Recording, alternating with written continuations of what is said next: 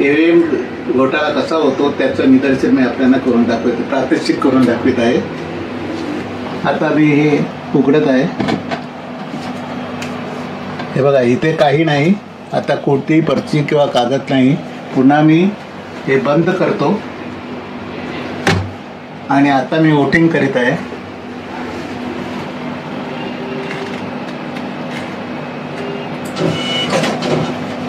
ज्यावर मी केळे निशाणावर वोटिंग केली ते केळे निशाण दिसत आहे। आता पुन्हा एकदा मी केळे निशाणावर दाबतो।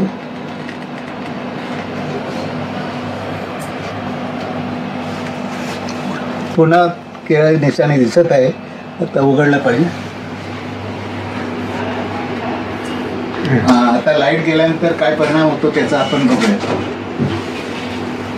उघडा। आता मी उघडून दाखवतो। बघा,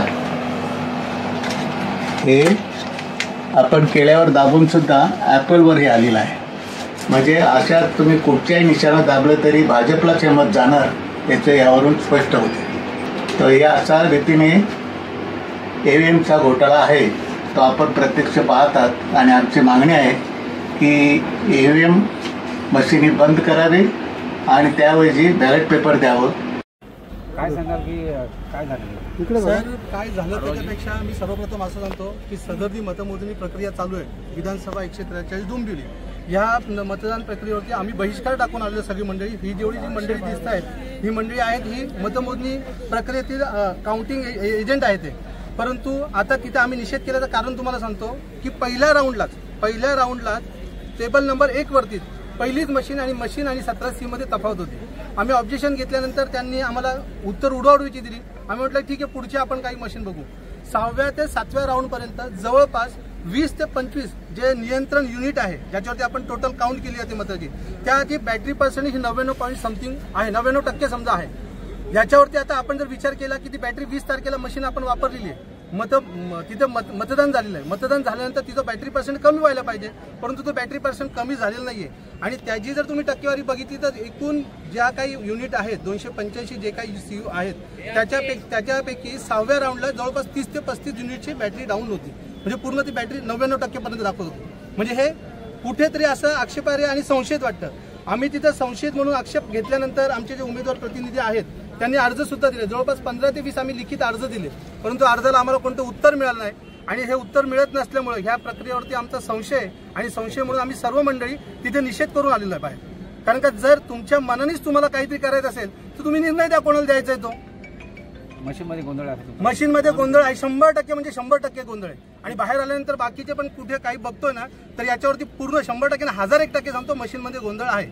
आणि हा गोंधळ त्यांनी कुठल्या पद्धतीने केला असेल, सत्तेचा पूर्णपणे उपयोग केलेला आहे, हे सगळे जनता बघते। आणि हा आम्ही स्वतः आता अनुभव घेतलेला आहे। एवढ्या मशीनमध्ये एक मशीनचं directly machine not in use दाखवत होतं, त्यानंतरही त्यांचे अधिकारी येऊन ते परत बटणं दाबतात, परत चालू करतात। याचा अर्थ काय समजायचा आम्ही? तुम्ही अर्ज, माझं नाव प्रमोद गोपीनाथ कांबळे, मी शिवसेना उद्धव बाळासाहेब ठाकरे या पक्षाचा कक्ष जिल्हा प्रसारक असून डोंबिवली येथील विभाग प्रमुख आहे। आणि सध्या मी इथं निवडणूक प्रक्रियेतील मतमोजणीतलं एजंट आहे। रामराम मित्रांनो, मी अमोल कोळेकर पाटील।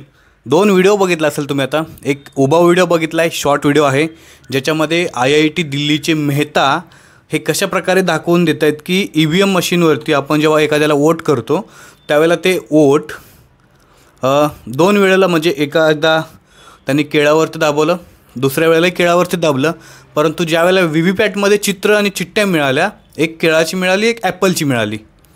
आणि असं त्या मेहतांचं असं म्हणणं आहे, ते IIT दिल्लीचे स्टुडंट होते आणि त्यांचं असं म्हणणं आहे की अशा प्रकारे BJPला ही मतं पडतात।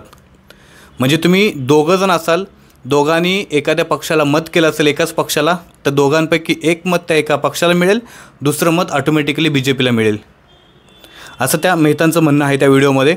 आणखी एक तुम्ही दुसरा व्हिडिओ बघितला शिवसेनेच्या विभाग अध्यक्षांचा डोंबिवलीच्या। आता कल्याणमध्ये त्यांचा विजय झालेला आहे, कल्याण ग्रामीणमध्ये, ठीक आहे।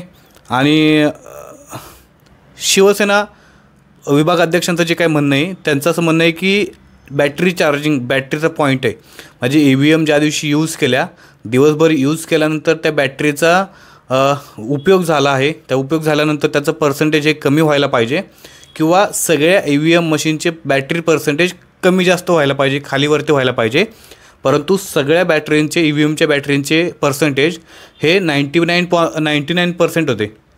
असं कसं होऊ शकतं? आता मला ह्याच्यातलं माहिती नाही आहे की EVM मशीनचं बॅटरी बॅकअप हा किती असतो आणि तो किती दिवस चालतो, किती तास चालतो. त्याच्यामुळे मी याच्याबद्दल कमेंट करत नाही आहे. पण जर अशा प्रकारचं काही घडत असेल आणि अशा प्रकारचं काही घडलं असेल ह्या निवडणुकींमध्ये, अत्यंत धक्कादायक आहे, अत्यंत बेकार परिस्थिती आहे ही सगळी, जर असं काही होत असेल तर.